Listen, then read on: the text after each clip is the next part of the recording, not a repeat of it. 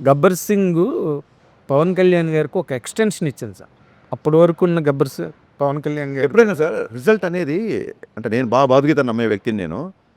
ఇది రిజల్ట్ ఇలా ఈ 'గబ్బర్ సింగ్' నెక్స్ట్ ఇంకో మెట్లో అలా ఆ ఉద్దేశంలో ఎప్పుడు చేయలేదు సార్. ఒక ఆడియన్స్‌గా నేను ఈ సినిమాని ఎన్నిసార్లు చూస్తాను, నేను ఫస్ట్ ఎంజాయ్ చేసినా లేదా, ఈ టార్గెట్లు పెట్టుకొని ఈ సినిమా ఇంత చేస్తే దీని తర్వాత ఇంత చేయాలి, ఈ టార్గెట్లు, ఈ ప్రెషరు అసలు నేను ఎప్పుడు తీసుకోను సార్. ఆ ప్రెషర్లు అవన్నీ అకాడమిక్ సిచ్యువేషన్లు ఉంటాయి కాబట్టి ఎంసెట్లు ఇట్లా ఆ టెన్షన్ భరించలేకే నచ్చింది రాసుకుంటూ నచ్చింది తీసుకుందామని ఇక్కడికి వచ్చాం.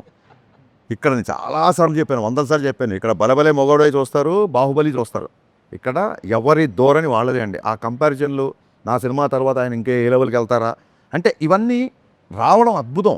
అవన్నీ బై ప్రోడక్ట్ అండి, అవన్నీ బై ప్రోడక్ట్. నేను చాలా ఇంటర్వ్యూలు చెప్పా, మీరు సక్సెస్ఫుల్లా ఫెయిల్యూర్ అంటే 100% సక్సెస్ఫుల్ అని చెప్పా. నేను సినిమా డైరెక్ట్ చేద్దామని చెప్పి వాళ్ళ ఇండస్ట్రీలో సినిమా డైరెక్షన్ చేస్తున్నా.